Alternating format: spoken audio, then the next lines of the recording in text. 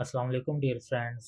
Start करते हैं political science paper number 1 lecture number 5 part number 1 को, जिसमें आज हम डिस्कस करेंगे प्लेटो को, उसकी थ्योरी को, उसने जो ओरिजिन और पर्पस दिया है स्टेट का, उन तमाम चीज़ों को जो है हम डिस्कस करेंगे।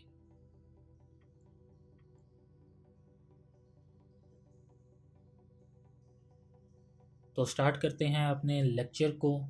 एरिस्टोटल, जिसको उर्दू में अरस्तू कहा जाता है, 384 में पैदा हुआ और 322 में इसकी वफ़ात हुई।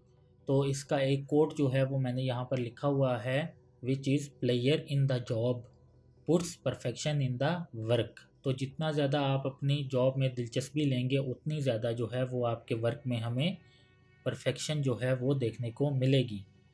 तो इस कोड को जो है वो आप अपने आगे आने वाले लेक्चर में किसी भी जगह राइटिंग में जो है वो इंक्लूड कर सकते हैं। अपना जो इंट्रोडक्शन है, जो क्वेश्चन का इंट्रोडक्शन है, उसको इस कोड से स्टार्ट कर सकते हैं। तो चलते हैं, हम एरिस्टोटल को पढ़ते हैं, उसकी कंटेक्चुअलाइजेशन, उसके लाइफ और उसके वर्क्स को हम डिस्कस करते हैं।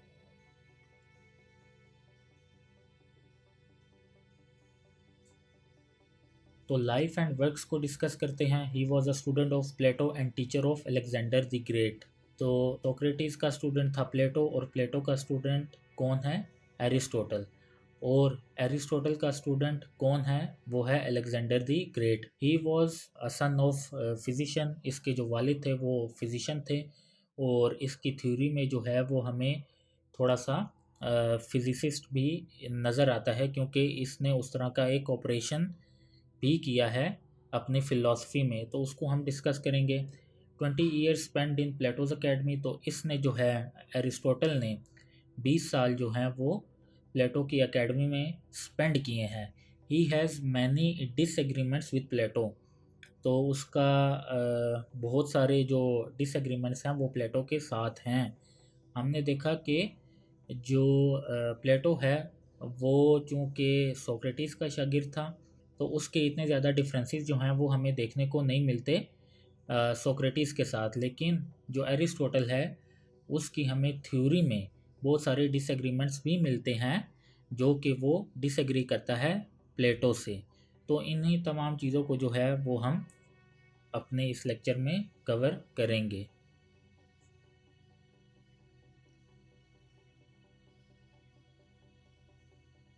अच्छा जी, थोड़ा सा और कंटेक्चुअलाइजेशन को हम देखते हैं। Alexander occupied Athens and Aristotle opened his own school Lyceum public.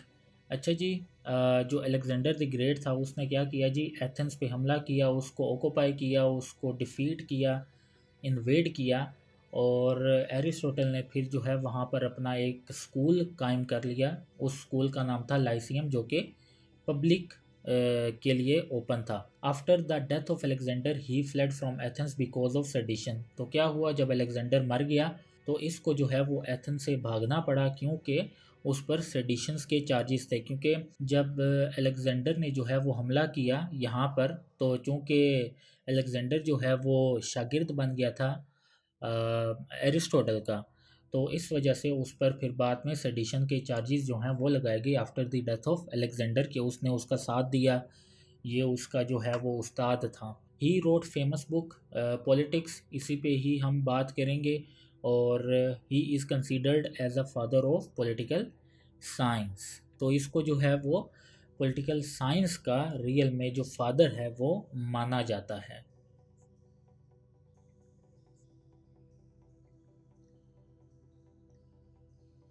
अच्छा जी, एरिस्टोटल के हम मेथड और एपिस्टेमोलॉजी को डिस्कस करते हैं। He was एम्पिरिसिस्ट। एम्पिरिसिस्ट का मतलब आपको पता है, जो कि अपनी सेंसरी ऑब्जर्वेशंस के थ्रू जो है वो किसी चीज़ के कंक्लूजन पे आते हैं। इंटरेस्टेड इन बायोलॉजिकल साइंसेस, क्योंकि इसके जो फादर थे वो फिजिशियन थे, तो इस वजह से इसको थोड़ा सा बायोलॉजी का भी मतलब इंटरेस्ट था। इसने, हम तो वैसे पॉलिटिकल साइंस में इसकी पॉलिटिकल फ़िलासफ़ी को डिस्कस करेंगे, बट जो एरिस्टोटल है उसने बहुत सारा वर्क जो है वो किया है, बायोलॉजी पे किया है, फ़िज़िक्स पे किया है, मैथमेटिक्स पे किया है, और डिफरेंट जो फील्ड्स हैं उसमें इसने वर्क किया है। Interested in classification and comparison then conclude on scientific basis. अच्छा जी, एम्पिरिसिस्ट का मतलब क्या है? जो अपनी सेंसरी ऑब्जर्वेशंस को यूटिलाइज करता है, ऑब्जर्व करता है, एक्सपीरियंस आगे पीछे से गेन करता है और देन जो है वो किसी कंक्लूजन पे पहुंचता है। तो ये क्या करता था? ये भी इसी तरह करता था। ये डिफरेंट स्टेट्स जो थी, डिफरेंट जो कंट्रीज़ थे, सिटीज़ थे, वहाँ पे जाता था। उनके जो पॉलिटिकल बिलीफ्स हैं, उनकी जो पॉलिटिकल थ्योरीज़ हैं, उनके जो पॉलिटिकल कॉन्स्टिट्यूशंस हैं, उनको ये रीड करता था और फिर तमाम जो जितने भी इसने रीड किए होते थे उनको फिर कंपेयर करता था। और आपने देखा कि साइंटिफिक नॉलेज में भी हम यूँ ही करते हैं कि हम क्लासिफाई करते हैं और कंपैरिजन करते हैं और फिर जो है हम किसी कंक्लूजन पे पहुंचते हैं। तो इसका ये वाला जो मेथड है वो बहुत ज़्यादा पॉपुलर है। आज तक भी यही मेथड जो है वो इस्तेमाल होता है कि हम देखते हैं पाकिस्तान की कॉन्स्टिट्यूशन को इंडिया के कॉन्स्टिट्यूशन के साथ कंपेयर करते हैं, टर्की के साथ कंपेयर करते हैं, चाइना के साथ कंपेयर करते हैं। मतलब डिफरेंट कंट्रीज़ के साथ जो है हम जब क्लासिफाई और कंपैरिजन करते हैं किसी चीज़ का, तो वो रियल में जो है हमने एरिस्टोटल से ही सीखा हुआ है। फर्स्ट नॉन पॉलिटिकल साइंटिस्ट, तो इसको जो एरिस्टोटल है इसको माना जाता है that he was the first non political scientist.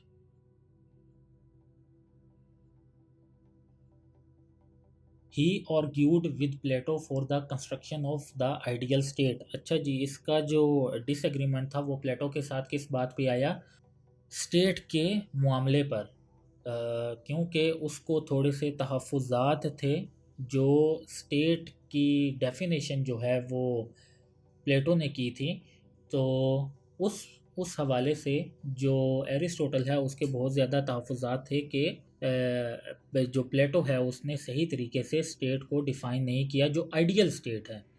He argued that the state is important but Plato's measurement of the state is not constructivist। तो आपको आइडिया है कि प्लेटो ने क्या कहा था कि इंसान जो है वो तभी खुश हो सकता है, एक अच्छी लाइफ गुजार सकता है जब वो एक स्टेट के मतलब फ्रेमवर्क के अंदर रह के ही इंसान जो है वो अच्छी ज़िंदगी गुजार सकता है। तो इसका भी यही मानना था कि जो स्टेट है वो इंसान की खुशियों के लिए, अमन के लिए जो है वो बहुत ज़्यादा ज़रूरी है। बट उसके थोड़े से डिफरेंसेस थे। उसका अपना ओपिनियन था कि स्टेट जो है वो किस तरह ज़रूरी है और हमने उस आइडियल स्टेट को किस तरह अचीव करना है। तो वो जो आइडियल स्टेट प्लेटो की थी उसमें क्या था? उसमें जस्टिस का सिस्टम था। लेकिन ये अपना सिस्टम देता है कि जो आइडियल स्टेट है उसको हम किस तरह बना सकते हैं। ही स्टेटेड गोल्डन मीन, तो इसने एक जो गोल्डन मीन है उसके बारे में जो है वो हमें बताया, वो डिस्कस करता है, जिसको हम आगे अपने इस लेक्चर में डिटेल से डिस्कस करेंगे। Both agreed that state is inevitable to humans because in state a human can fulfill maximum potentialities। अच्छा जी, दोनों जो हैं वो उनका ये मानना था, मतलब दोनों का एक पॉजिटिव स्कूल ऑफ थॉट था कि स्टेट जो है वो इनेविटेबल है, स्टेट जो है वो नागुज़ीर है, मतलब कि स्टेट इम्पोर्टेंट है ह्यूमंस के लिए। बट जो ह्यूमंस हैं वो अपनी डिफरेंट जो पोटेंशियलिटीज़ हैं उसके तहत ही फिर चीज़ों को अचीव कर सकते हैं। इसको जो है हम अभी डिटेल से डिस्कस करेंगे। अभी अगर मैं आपको बता दूंगा तो हम फिर थोड़े कम्प्लेक्सिटीज़ में पड़ जाएंगे। बट आपने ये चीज़ ज़हन में रखनी है कि दोनों का सेम पॉइंट ही था कि स्टेट जो है वो लाजमी होनी चाहिए, बट जो एक आइडियल स्टेट है उस पे दोनों के डिफरेंसेस थे। तो उसी को जो है हम अभी अपने आगे आने वाले लेक्चर में जो है वो डिटेल से एक्सप्लोर करेंगे। और जो प्लेटो है उसका क्या सिस्टम था? वो जस्टिस सिस्टम बताता था, जिस पे फिर हमने सोसाइटी को क्लासिफाई किया था। लेकिन जो एरिस्टोटल है वो क्या बताता है? वो बताता है गोल्डन मीन। तो डिस्कस करते हैं हम गोल्डन मीन को अपने इस लेक्चर में।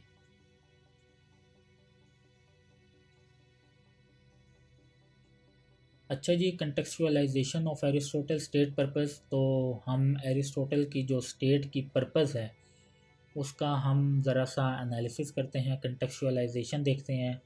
According to Aristotle human life lives on three things: happy life, virtuous life and material needs.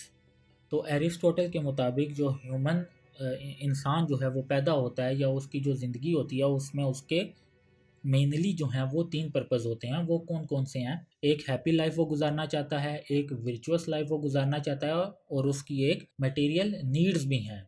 तो to fulfill these needs, Aristotle stated that there should be right environment which leads to the right of circumstances followed by right condition.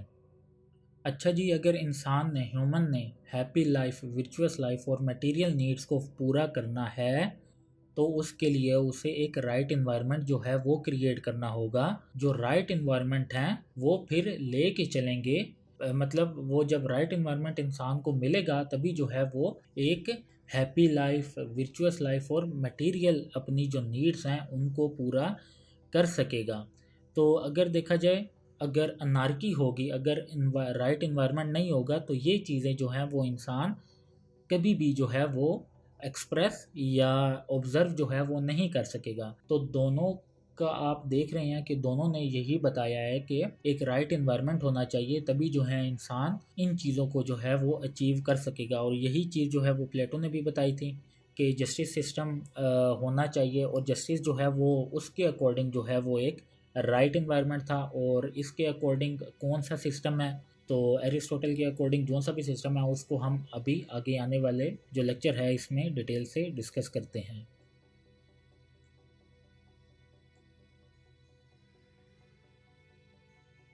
In an anarchical situations human can not expect these thing. तो अगर एक anarchy होगी तो इंसान happy life, virtuous life और material need जो है वो कभी भी एक्सप्रेस या एक्सपेक्ट जो है वो नहीं कर सकते। Hence after becoming part of the state, human can participate in politics and decision making. These things made humans political and social animals. Aristotle said, if anyone who is not a part of the state, he can be either god or beast. अच्छा जी, अगर उसको जो है वो ये चीज़ें जो हैं वो अडॉप्ट करनी है, मतलब उसको इन तीन चीज़ों को पूरा करना है, तो उसके लिए जो स्टेट है वो इम्पोर्टेंट है, और उसको जो है वो स्टेट का, मतलब जो इंसान है उसको स्टेट का हिस्सा बनना पड़ेगा। पॉलिटिक्स में उसको पार्टिसिपेशन करनी पड़ेगी, डिसीजन मेकिंग में उसको पार्टिसिपेशन करनी पड़ेगी, तभी जाके जो है वो अपने लिए एक राइट इन्वायरमेंट जो है वो क्रिएट कर सकेगा।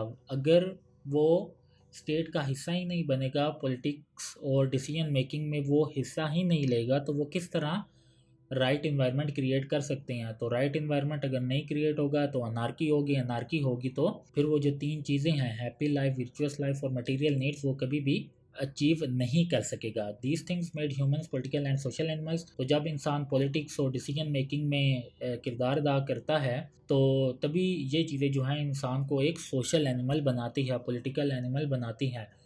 और एरिस्टोटल का एक बहुत बड़ा ज़बरदस्त जो है वो कोट है कि अगर कोई इंसान जो है वो स्टेट का हिस्सा नहीं बनना चाहता, या अगर कोई जो इंसान है वो सोशलाइज नहीं होना चाहता, तो he can be either God और बीस्ट। या तो वो देवता है, या वो देव है, जिन है, या शैतान है। He propounded that the state is the highest form of social organisation where collective goal can be achieve. तो उसका ये मानना है कि स्टेट जो है वो एक highest form of social organisation है, जहाँ पे लोग जो हैं वो एक दूसरे के साथ ऑर्गेनाइज होंगे, एक दूसरे के साथ इंटरेक्ट होंगे, तभी एक कलेक्टिव गोल जो है वो हम अचीव कर सकेंगे। जो कलेक्टिव गोल है वो क्या है, मतलब देखें ना, तमाम लोगों की यही चीज़ है कि हैप्पी लाइफ हमने इंजॉय करनी है, हमने वर्चुअस लाइफ जो है वो इंजॉय करनी है, अचीव करनी है, और हमने अपनी मटेरियल नीड्स भी जो हैं वो अचीव करनी है। तो ये कैसे पॉसिबल होंगी, ये तभी पॉसिबल होंगी जब हमारे पास एक स्टेट का स्ट्रक्चर होगा, स्टेट के साथ हम इंटरेक्ट करेंगे, हम सोशलाइज करेंगे, हम डिसीजन मेकिंग का हिस्सा बनेंगे, हम पॉलिटिक्स का जो है वो हिस्सा बनेंगे, तभी जो है हम ये अपने जो कलेक्टिव गोल्स हैं इनको अचीव कर सकेंगे। अच्छा जी, पार्ट 2 में हम इसकी फर्दर फ़िलॉसफी को डिस्कस करेंगे। हम मेनली जो है स्टेट की ओरिजिन पे बात करेंगे। अगर मैं एक ही लेक्चर में इन तमाम वीडियोस को जो है वो करता जाऊँ तो फिर मेरे लिए एडिट करना जो है वो काफ़ी ज़्यादा मुश्किल हो जाता है। तो इस वजह से जो है मैंने जो फ़िलोसफर्स हैं मेनली इनको जो है 2-2 3-3 लेक्चर्स में डिवाइड किया हुआ है।